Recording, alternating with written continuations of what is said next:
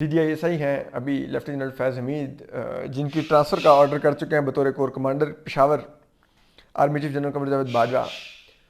انہوں نے DDISI کو کنوے کر دیا ہے اور لیفٹیننٹ جنرل فیض حمید اب پشاور جلدی جوائننگ دے دیں گے ود ان ڈیز. تو غالب امکان ہے کہ کچھ دن کے لیے خلا آئے گا. کوئی DDISI نہیں ہوں گے، قائم مقام DDISI جو بھی کوئی میجر جنرل ہوں گے وہ ہوں گے، لیکن جو DDISI اعلان کردہ ہیں ISPR کے لیفٹیننٹ جنرل ندیم احمد انجم، یہ کچھ دن بعد جوائننگ دیں گے. یہ بیچ میں گیپ آئے گا، اور وہ گیپ کیوں آئے گا یہ بڑی دلچسپ خبر ہے.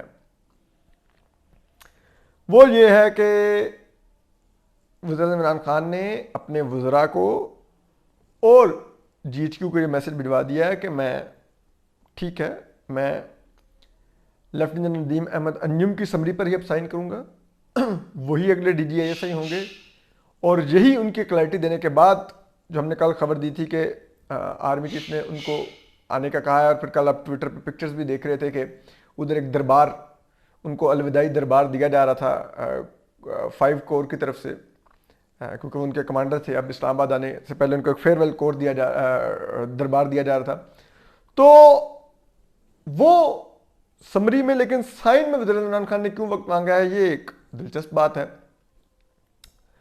وہ یہ کہتے ہیں کہ ان کو کہا گیا ہے کہ روحانی حلقوں نے کہا ہے کہ جس رات چاند نہ ہو، یعنی کہ چاند اپنا سائیکل پورا کر کے 14 دن میں چاند پورا جوبن پہ آتا ہے، پھر 14 دن اس کو ختم ہونے میں لگتے ہیں. تو اس کے بعد جو 1-2 راتیں ایسے تھے کہ جب آسمان پہ بالکل چاند نہیں ہوتا، تو ایسی رات کو دستخط کیے جائیں. تو وہ غالب امکان ہے کہ اگلے کچھ دنوں میں وہ رات آ جائے گی، اور پھر چاند نہیں ہوگا تو وزیر عمران خان دستخط کر لیں گے، اور پھر وہ سمری جاری ہو جائے گی. تو یہ ایک بیچ میں تھوڑے دنوں کے لیے شاید گیپ آئے گا. اس کے علاوہ ایک اور بھی بڑی دلچسپ خبر ہے جو آج عائشہ صدیقہ صاحبہ نے دی. انہوں نے لیفٹیننٹ جنرل آصف غفور کا نام دیا. انہوں نے کہا کہ ان کے لیے بھی وزیر اعظم عمران خان بہت زیادہ ولنگ تھے کہ لیفٹیننٹ جنرل آصف غفور کو لایا جائے DDISI جنرل فیض حمید کی جگہ، لیفٹیننٹ جنرل فیض حمید کی جگہ. کیونکہ بقول عائشہ صدیقہ کے جو لیفٹیننٹ جنرل آصف غفور ہیں، وہ اور ان کی اہلیہ بھی شاید جو وزیر اعظم کے اہلیہ ہیں ان کے کہیں مریدین میں سے آتے ہیں، کچھ اس قسم کا انہوں نے لکھا ہے، معلوم نہیں. تو لیکن جو ہمارے ایک اور دوست ہیں اسد ملک، ان کی بھی یہ خبر تھی کہ وہ جو مبارک ہنسا ہے 8 کا وزیر اعظم عمران خان کے لیے نکالا گیا، انہوں نے اس مبارک ہنسے میں لیفٹیننٹ جنرل آصف غفور کو بھی رکھا تھا.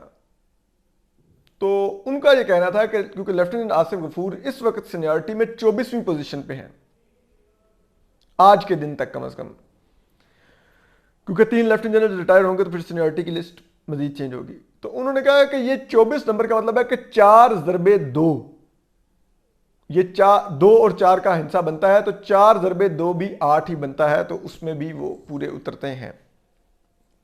لیکن بہرحال ذرائع یہ بتاتے ہیں کہ وزیر اعظم عمران خان نے جو بہت ہی دلچسپ بات ہے کہ یہ بات army chief general Qamar Javed Bajwa کے سامنے بھی رکھی تھی کہ جو بھی ہمارا استخارہ ہے، جو بھی میرے روحانی حلقوں نے بتایا ہے، وہ کوئی اور نام مانگ رہا ہے.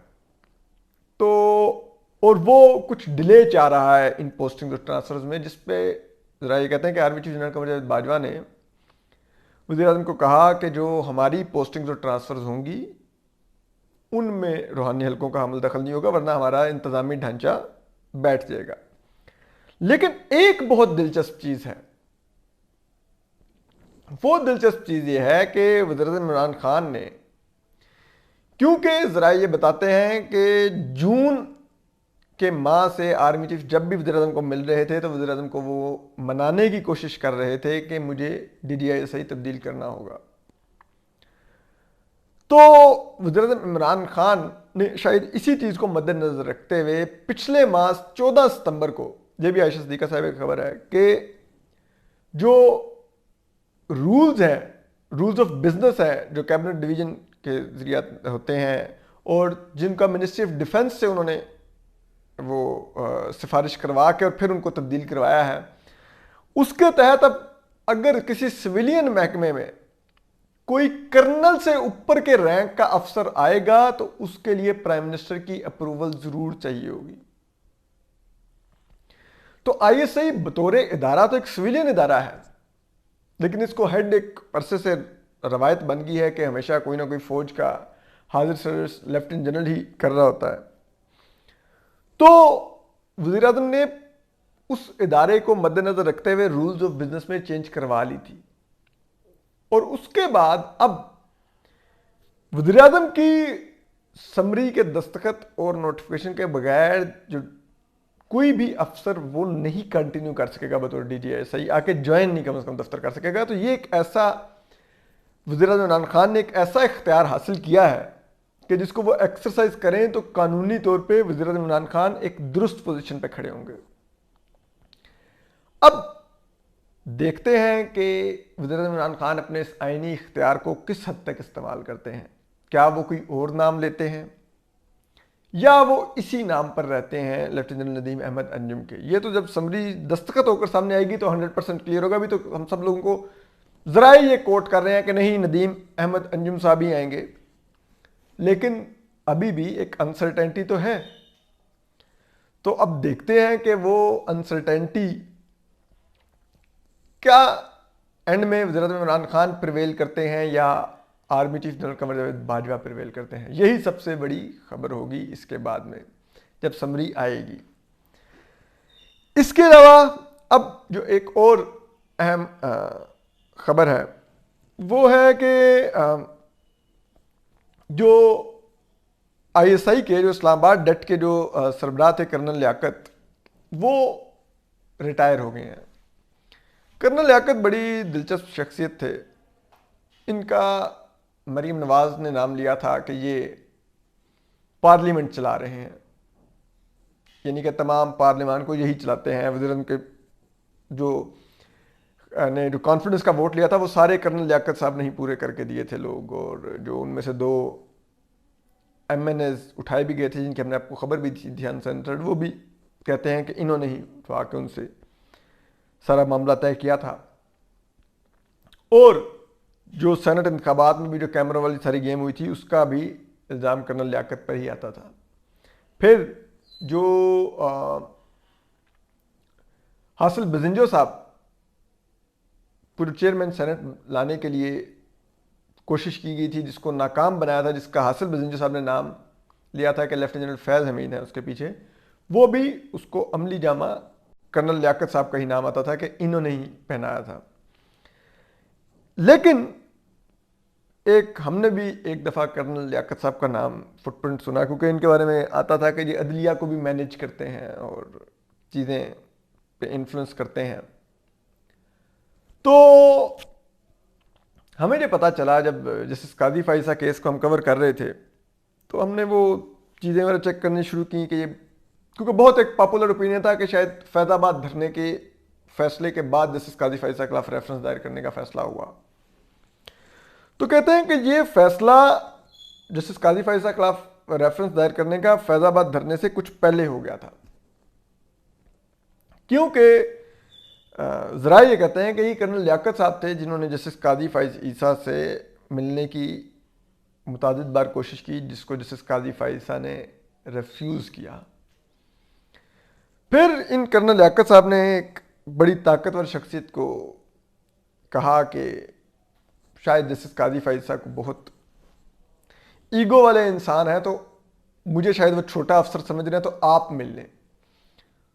تو جب اس طاقتور افسر نے بھی ملنے کی کوشش کی تو ذرائع یہ کہتے ہیں کہ تب بھی جسٹس قاضی فائزہ نے ریفیوز کر دیا، اور وہ افسر بھی مل کر جسٹس قاضی فائزہ کو فیض آباد دھرنے کے فیصلے کو ہومیوپیتھک بنانا کے لیے انفلوئنس کرنا چاہتے تھے، لیکن جسٹس قاضی فائزہ نے ریفیوز کیا۔ اور اس کے بعد اس افسر نے کہا کہ یہ میری توہین ہے، اور پھر انہوں نے یہ ٹاسک دیا کہ جسٹس قاضی فائزہ کے خلاف معلومات اکٹھی کی جائیں، اس جج کو کسی بھی طرح سے نشانہ بنا کے عبرت کا نشان بنایا جائے کہ مجھ سے ملنے سے کوئی ریفیوز نہیں کر سکتا. تو یہ سب ان جگہوں پہ ہم کرنل لیاقت صاحب کا نام سنتے تھے. تو اب وہ ریٹائر ہو گئے ہیں اور غالب مکانہ کے ڈی جی اے سے لیفٹیننٹ فیض حمید بھی جا رہے ہیں. تو دیکھتے ہیں کہ ان کے بعد آئی ایس آئی کا ادارہ کس طرح سے کام کرتا ہے. تو آنے والے دن بتائیں گے. یوٹیوب پر گوگلی ٹی وی دیکھنے کے لیے youtube.com کی سرچ بار میں گوگلی ٹی وی ٹائپ کریں. گوگلی ٹی وی کے پیج پر سرخ رنگ کے سبسکرپشن والے بٹن پر کلک کرنا نہ بھولیے. یوٹیوب پر اپلوڈ ہونے والی ویڈیو سے باخبر رہنے کے لیے بیل آئیکن پر کلک کیجیے. آپ کو ہر نئی آنے والی ویڈیو کے بارے میں نوٹیفیکیشن موصول ہو جائے گا.